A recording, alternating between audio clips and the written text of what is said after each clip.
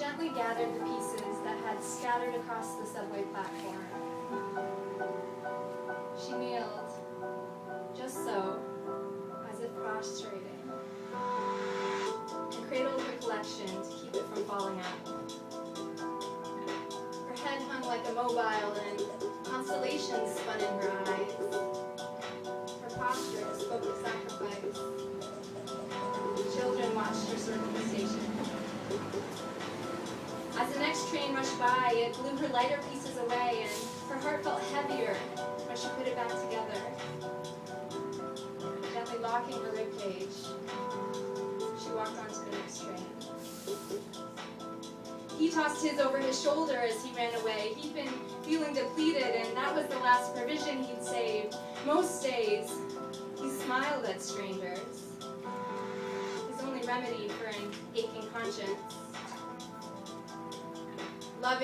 Running from love and regrets, memory hung around his neck. His only reason to keep going was reaching that memory again.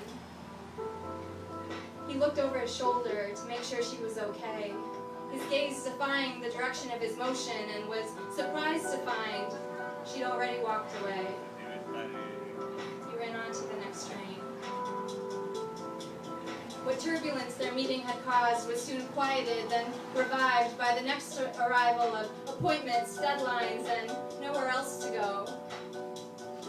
They knew each other in their first life, where limbs and organs were still just dust settling on celestial bodies, when justice was just how the universe kept its balance, and night or day depended on where you looked.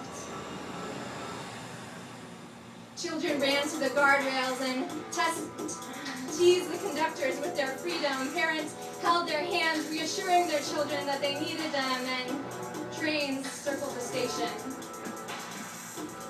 There was a moment in our first life when these dusty members took shape and gave us hands with which to hold each other, fists with which to mold each other, and palms with which to pray.